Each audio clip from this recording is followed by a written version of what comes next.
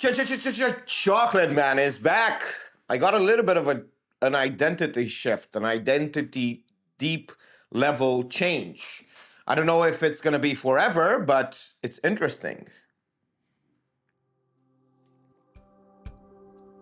I feel different inside my own mind and my own body. Not my own buddy, my own body, but my own mind. I act differently and I do things outside of my character. I noticed. I was like, why am I doing this? Like, why am I like this? Or why am I like this? And I kind of have a hunch that it's because I restarted speaking with a lot of conviction and confidence.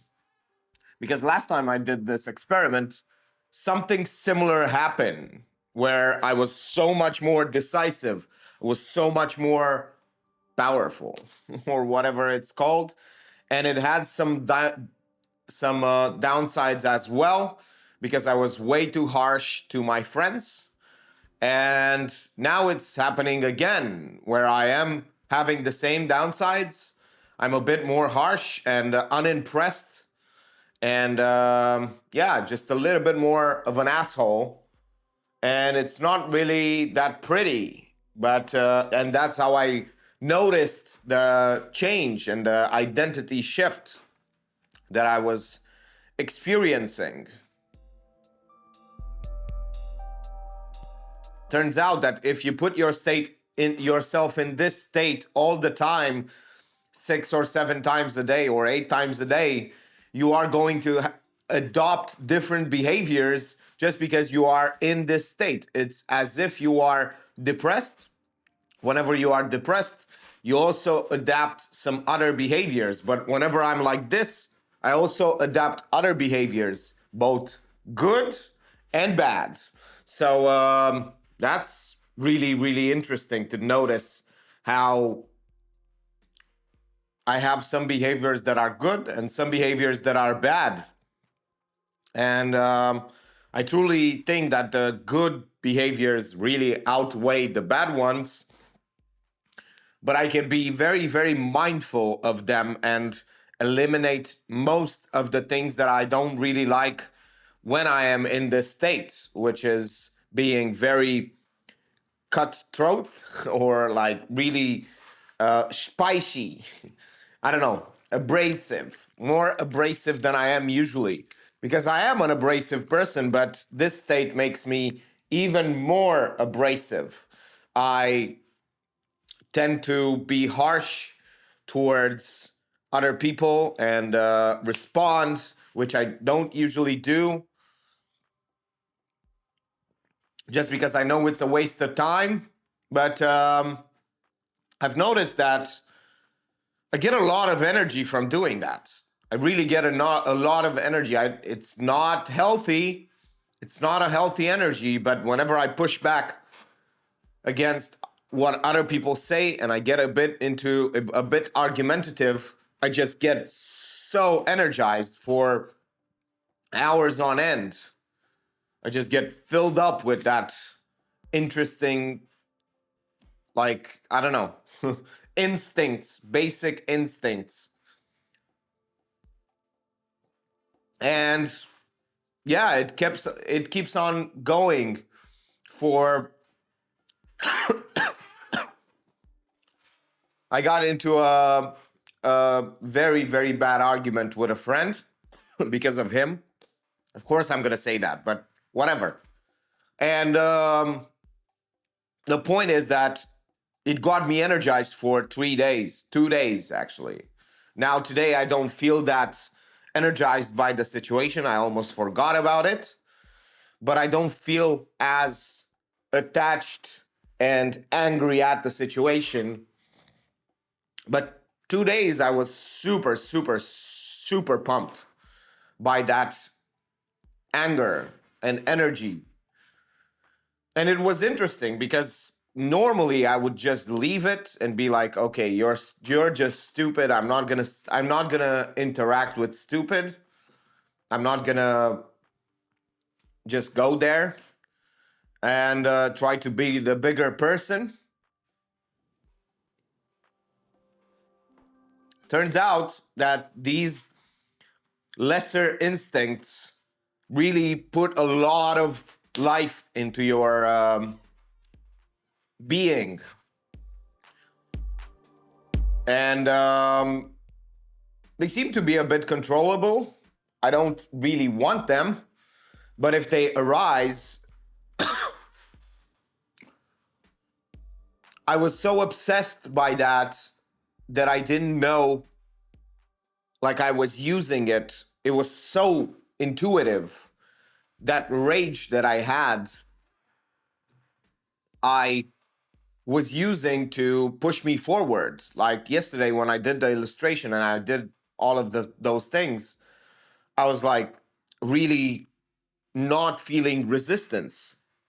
I was actually feeling great that I was doing work because it was distracting me from that rage, and also because I was telling myself, I'm going to prove this thing. I'm going to prove this thing by doing this thing. And who are you? And whatever else. I was like, this is what I do with my life. And what do you do?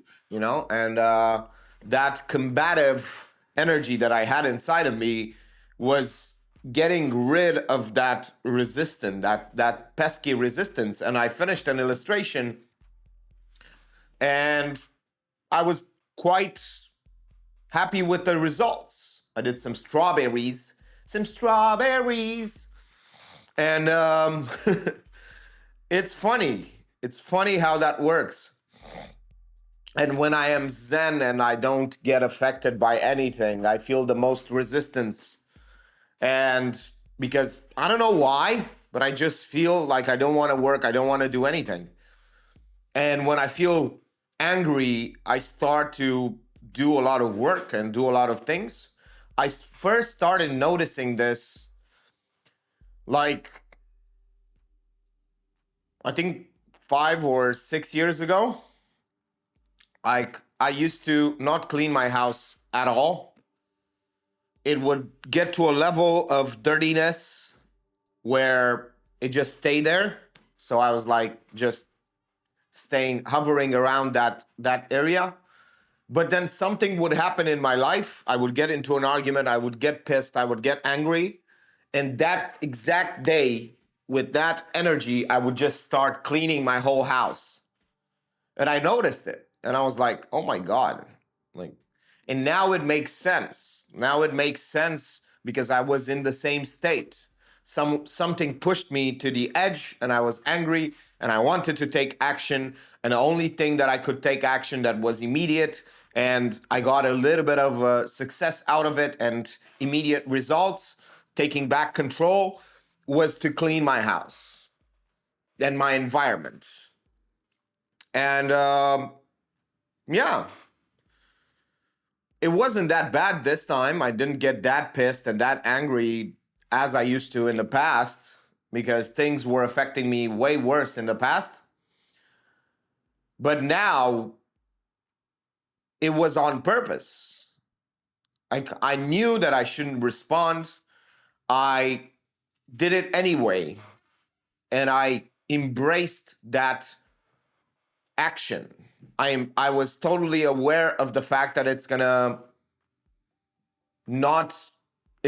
actually make me feel worse, and it's gonna worsen the situation. And I did it anyway. And nothing good came of it, out of the fact that in the situation itself, but outside the situation, it turns out that I got some benefits. And I kind of responded to my answer.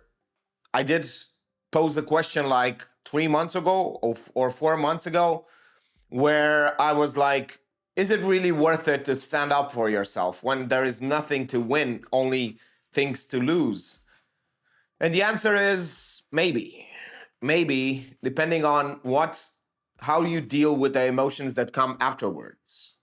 Like, how do you deal with those things? If you end up using them for good and you get motivated, then you might as well just stand up for yourself. And it turns out I'm that kind of person. who, if I stand up for myself, I get energized and I get more things done because it focuses me onto my work. And it's really interesting. I don't know if you see, it's a little bit of a conundrum because I first started this experiment where I talk with a lot more energy and life and speed. And then that pushed me to a new behavior. And that new behavior enforced and reinforced this new identity where I talk way more loud and obnoxiously confident and with a lot of conviction. And yeah, it's been interesting to notice those changes. And it has definitely proven itself that it spills into my real life as well. Because I don't really talk like this in real life, but I did notice that I can. Now I often use it when things happen. And it's another tool in my toolbox that I can use. And I don't even use it consciously. Sometimes it just, I do have the choice, but sometimes I just go like, hey, just chill. And yeah, I just use it to like break attention and be like, focus, please.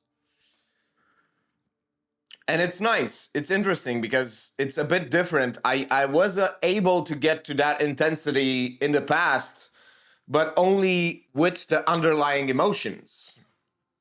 By having the underlying emotions of anger, of frustration, of things like that, things bubbling under the surface. But now I can get to that intensity without the emotion, without the need to have the emotional support to expand to that area, so now I can basically divorce the tonality and the intensity from the underlying emotion, which means that I can be as intense and have that super intense tonality and powerful tonality and communicate another message, like put another message, because I'm not angry, because I'm not frustrated, because things are not bubbling under the surface. I can put a message like, yo, chill, or like, you need to like really chill out. It's not with anger. It's like just making you attentive.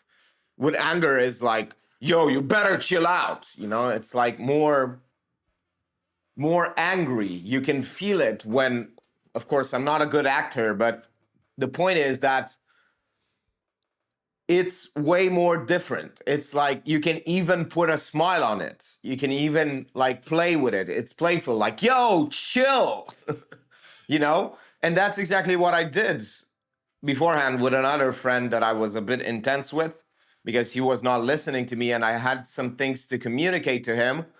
And I was like, yo, chill, super intense, even more intense than this. But I was putting a smile on it, even though I was like telling him to just cut it. Another beautiful day is over. I met with my editor. I met with a friend to sell him a video projector. And I was like considering like photographing it and putting it for sale because it was just sitting in my cupboard. So yeah, I should be doing that with my paintings as well, because my paintings are sitting in my cupboard and they should be turned into money.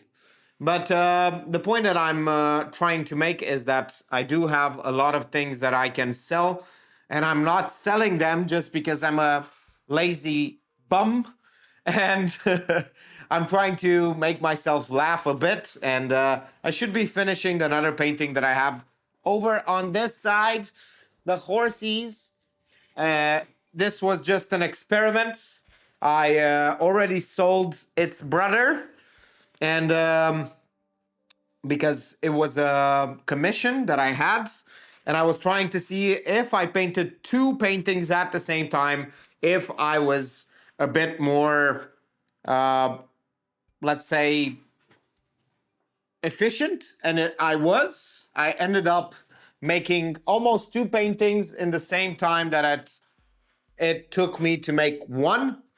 And that was great. But I got a bit bored of making the second one. So that's another unintended consequence.